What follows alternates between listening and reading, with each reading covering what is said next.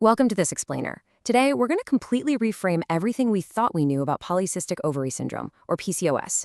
For decades now, the medical community has viewed it through this really rigid genetic or metabolic lens. But today, we're exploring a groundbreaking new manuscript that totally flips that paradigm on its head.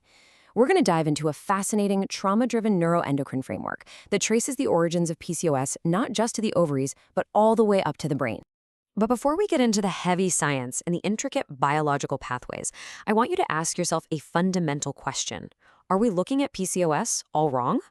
The source material we're examining today really challenges us to consider if the common, frustrating symptoms of PCOS might actually just be downstream alarms of a dysregulated nervous system. Okay, here's a quick roadmap for our journey today. First, the PCOS medical mystery. Then, trauma and structural violence. After that, we'll hit HPA axis dysregulation, map out the hormonal symptom cascade, and finally, wrap up with mindfulness and restoration. We're breaking down this complex biology step by step so we can arrive at an actionable, evidence-based path to healing. Let's get started. Section 1. The PCOS medical mystery, and why we need to look beyond the ovaries. So PCOS is actually the most common endocrinopathy in reproductive-aged women, affecting up to 20% globally, yet its true root cause remains heavily debated. Now, there's a really stark contrast in how we view this condition.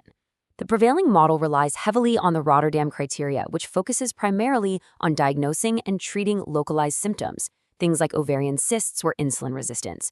But our new framework positions PCOS fundamentally as a brain-body response. The sources argue that focusing solely on genetics or localized ovarian dysfunction leaves a massive gap in our understanding of why this condition develops in the first place.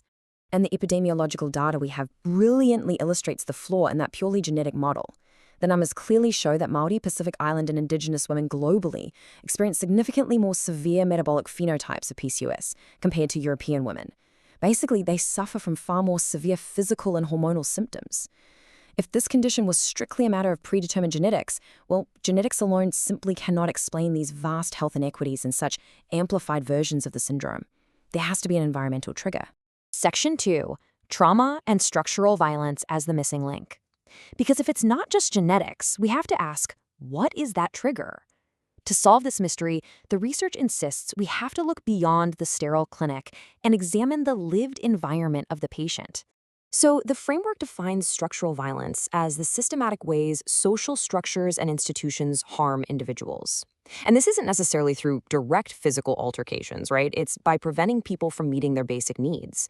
This creates foundational health inequities that place a disproportionate and often invisible trauma burden on marginalized communities. The absolute crucial point here is that the body actually absorbs the social failure as biological stress. When we talk about trauma in this context, we mean a cumulative, heavy burden. The source text points to adverse childhood experiences, or ACEs, right alongside historical and legislative factors.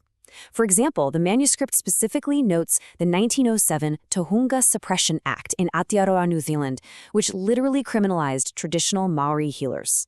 According to the research, policies exactly like this sever cultural health infrastructure, contributing to a chronic trauma burden that is even passed down through epigenetic transmission. That means the body literally inherits and remembers this stress at a DNA level. Section 3.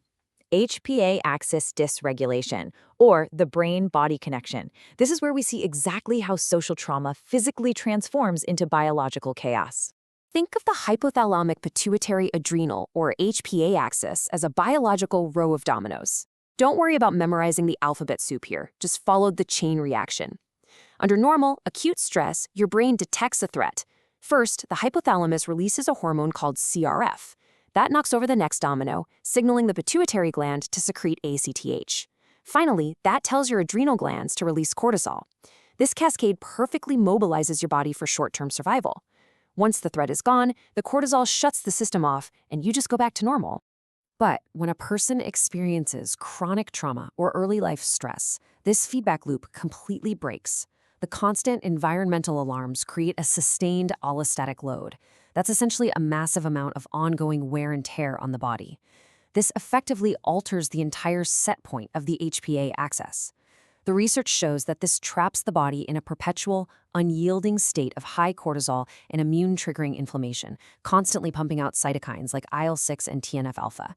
Your body literally never gets the signal that it's safe. Section 4. The hormonal symptom cascade. This is all about translating stress directly into PCOS symptoms. We're at the absolute core of our explainer now, answering the biggest question. How does that high cortisol actually trigger the very specific reproductive and metabolic symptoms of PCOS? Okay, here is the exact biomechanical bridge connecting trauma to PCOS. Step 1. The trauma induces a state of sustained, unrelenting high cortisol. Step 2. This constant cortisol actually reaches up into the brain and suppresses the natural pulsing release of a hormone called GnRH. Step 3. Because that natural rhythm is broken, the pituitary gland gets incredibly confused. It wildly spikes the release of luteinizing hormone, or LH, while dropping follicle-stimulating hormone, or FSH. That specific imbalance is the undisputed hallmark of PCOS. And finally, step 4. This hormonal chaos directly forces the ovaries to overproduce testosterone, which is known as hyperandrogenism, and it physically halts the maturation of eggs, causing anovulation. Because of this neuroendocrine domino effect, we see the physical manifestations.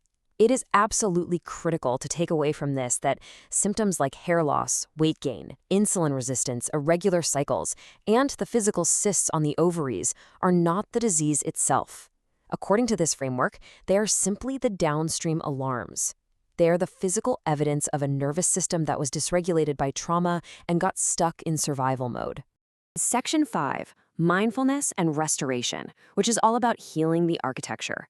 If PCOS is fundamentally driven by trauma and a dysregulated nervous system, then our treatment must target the brain, not just the ovaries. The researchers propose culturally adapted clinical mindfulness as an evidence-based, non-pharmacological intervention. When practiced clinically, mindfulness physically activates the prefrontal cortex of your brain. This enhances the top-down regulation of the amygdala, which is basically the brain's alarm center. Essentially, it's the logical brain calming down the emotional brain. By reducing the amygdala's threat detection, you directly dampen the HPA axis, halting that excessive flow of cortisol right at the source. And you know, this isn't just theory. The clinical trials cited in the manuscript prove that mindfulness interventions yield highly tangible biological results. For instance, an 8-week mindfulness-based stress reduction program significantly reduced anxiety and depression in PCOS patients. Even more remarkably, and this is truly incredible, mindful yoga interventions were actually shown to lower circulating androgens like free testosterone and DHEA in women with PCOS, all while restoring neuroendocrine homeostasis. You are essentially using the mind to recalibrate the biological hormonal cascade. Furthermore, as demonstrated by researchers highlighted in the text, standard Western mindfulness isn't just a one-size-fits-all cure. These interventions must be culturally adapted for Indigenous populations to truly be effective. By integrating concepts like Wakapapa, which is genealogy and connection to the land, or Wenwa, practitioners can avoid epistemic coloniality. This means we shouldn't force Western medical frameworks onto Indigenous healing spaces. Utilizing tools like the traditional Maori lunar calendar helps to authentically decolonize health practice and restore agency to the patient. Ultimately, this entire framework is deeply, deeply empowering. It shifts the blame away from a patient simply having bad genetics or a poor diet, and instead provides them with the understanding and the actual tools to actively reclaim their autonomic architecture. It turns the patient from a passive victim of their ovaries into an active healer of their own nervous system. As we wrap up this explainer, I want to leave you with this final thought to really spark your curiosity. If a condition as pervasive and complex as PCOS is fundamentally linked to structural violence and chronic stress, what other modern medical conditions are we completely misdiagnosing? How many other chronic illnesses are actually just the embodied legacy of trauma? Thank you so much for exploring this fascinating framework with me today.